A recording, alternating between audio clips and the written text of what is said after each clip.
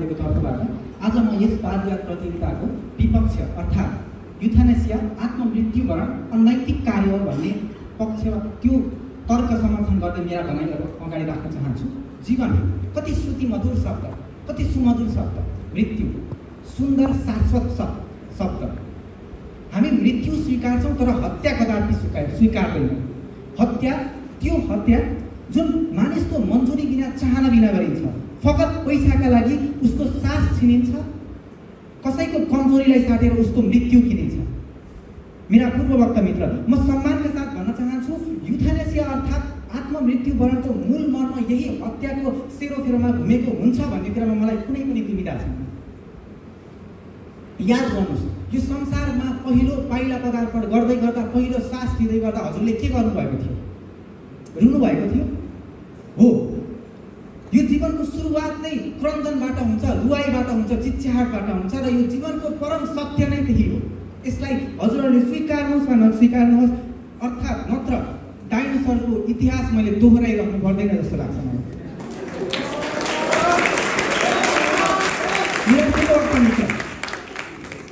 एकपटक आफ्ना परिवारका सदस्यहरूलाई आँखा चिम्लेर सम्झिनुहोस् त, त्यो बन्धन केवल रगतको नाता मात्र होइन, त्यसको गहिराइमा लुकेको छ अगाध प्रेम, स्नेह र त्यागको अत्युच्च भावना।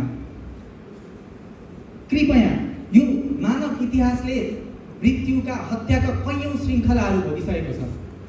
यो युथेनेसिया जस्तो अवधारणा अथवा कुतर्कलाई अवलम्बन गरेर त्यो त्याग र समर्पणको पवित्र भावनालाई को पनि निर्मम हत्या गर्ने कुचेष्टा अब नगरौँ। यो भन्दै गर्दा मैले विकल्प त दिनुपर्ने हुन्छ। त्यो विकल्पको रूपमा मैले प्यालिएटिभ केयरलाई अगाडि सार्न चाहन्छु। प्यालिएटिभ केयर भन्ने के हो त? यो भनेको शारीरिक पीडा घटाउने, मानसिक पीडा घटाउने, लक्षणहरू व्यवस्थापन गर्ने र सामाजिक पारिवारिक समर्थन प्रदान गर्ने एउटा सिद्धान्त हो। यसको मूल मर्म बाँकी जीवन सम्मानपूर्वक र पीडामुक्त बनाउने, न कसैको ज्यान लिने, न नरसंहार गर्ने यसको सिद्धान्तभित्र पर्दैन। अनि के पीडामुक्त जीवन साँच्चै सम्भव छ त? म मनगढन्ती कुरा गर्न चाहदिनँ। म विश्व स्वास्थ्य सङ्गठनको रिपोर्ट अथवा तथ्याङ्कलाई अगाडि सार्न चाहन्छु। WHO ले के भन्छ भन्दा 80% भन्दा बढी पीडा चिकित्सा प्रविधिबाट हामी निर्मूल गर्न सकिन्छ।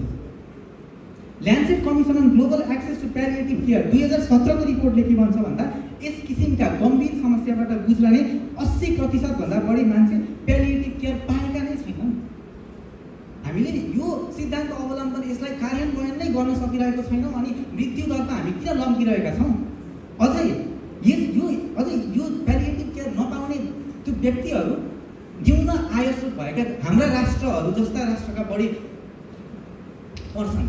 त्यसकारणले अर्को तथ्याङ्क राख्न चाहन्छु। नेसनल क्यान्सर इन्स्टिट्युट USA ले के भन्छ भन्दा प्यालिएटिभ केयरले जीवन स्तर उकास्ने मात्र होइन, जीवनलाई राम्रो बनाउने मात्र होइन, जीवन अवधि बढाएका कैयौँ उदाहरणहरू पनि छन्।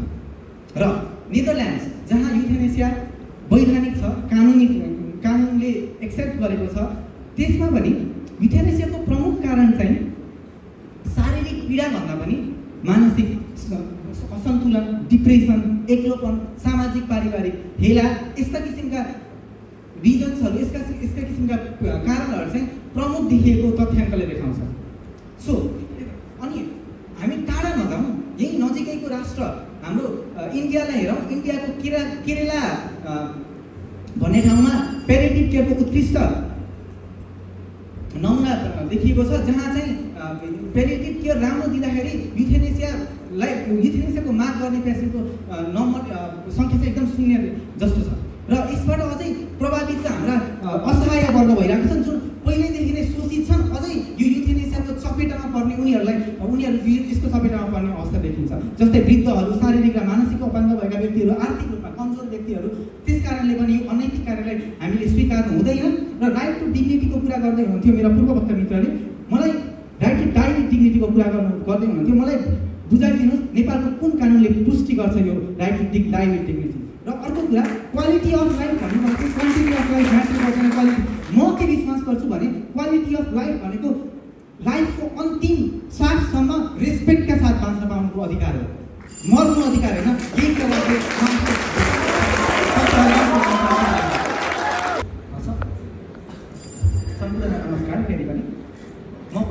क्वेसनबाट सुरु गर्न चाहन्छु। हामी यो संसारमा न आफ्नो इच्छाले आयौँ न आफ्नो इच्छाले यो संसारबाट छोडेर जानेछौँ, तर त्यो बिचमा जीवन कसरी जिउने त्यो हाम्रो हातमा छ। हाम्रो समाजले हामीलाई जिन्दगीसाको कहानी सुनायो, सङ्घर्ष बिच बाँच्न सिकायो, दुःखमा हाँस्न सिकायो, सम्बन्ध गाँच्न सिकायो, हो आफ्नाका लागि बाँच्न सिकायो। गाउँको एउटा बुढो मान्छे, एउटा बुढो वृद्धको मृत्यु हुँदा सिङ्गो गाउँ टुहुरो भएको हामीले महसुस गरेका नै छौँ। हामीले प्रश्रय दिने जीवनलाई हो, मृत्युलाई हामीले सदा प्राकृतिक चाहन्छौँ। हामीले राम्ररी बुझेका छौँ जीवन गुलाबको बगैँचा मात्र होइन, त्यहाँ काँडा पनि हुन्छन्, सदा समथर बाटो मात्र होइन, अगाडि बढ्दै जाँदा विशाल डाँडा पनि आउन सक्छन्। त्यसैले त जीवन जीवन्त छ। हिलोको बिचमा कमल चाहिँ मुस्कुराउने सामर्थ्य राख्छ मानव, त्यसैले त मानव कहलिन्छ। म सबैलाई विनम्रताका साथ अनुरोध गर्न चाहन्छु, हाम्रो संस्कृतिले हामीले सिकाएको छ, पर्यो भने महल बेचेर हामी परिवारका लागि सडकमा आउन तयार छौँ, सम्पूर्ण जीवन सुम्पिन तयार हुन्छौँ। आधुनिकताको नाममा ओइलाउँदै गरेको, बिलाउँदै गरेको यो मानवताप्रति थप प्रहार गर्ने दुष्प्रयास अब नगरौँ। त्यो चेष्टा अब कृपया युथेनेसियाको खोल ओढेर नगरौँ।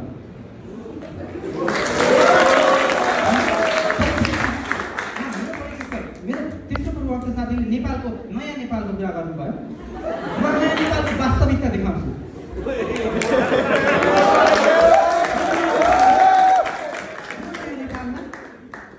अस्ति भर्खर पनि ट्रान्सपेरेन्सी इन्टरनेसनलको रिपोर्ट आइसकेको छ, भ्रष्टाचार कति चढा गरेर बसेको छ।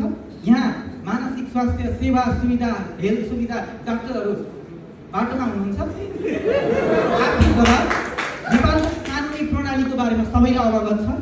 कति भ्रष्टाचार, निगरानी प्रणाली कति कमजोर छ भन्ने हामीले थाहा छ। र यस्तो अवस्थामा हामीले युथेनेसिया जस्तो यस्तो डिबेटेबल अवधारणा ल्याउनु एकदम जोखिमपूर्ण हुन्छ जस्तो मलाई लाग्छ।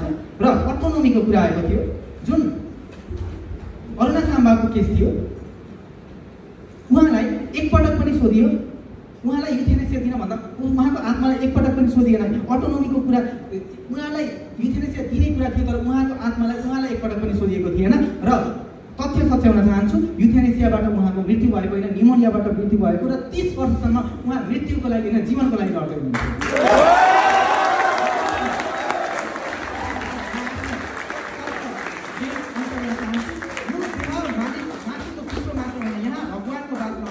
जीवनको पर्याय अनि कठिनाइ हो, कृपया धैर्य गर्न सिक। जबसम्म एक थोपा सास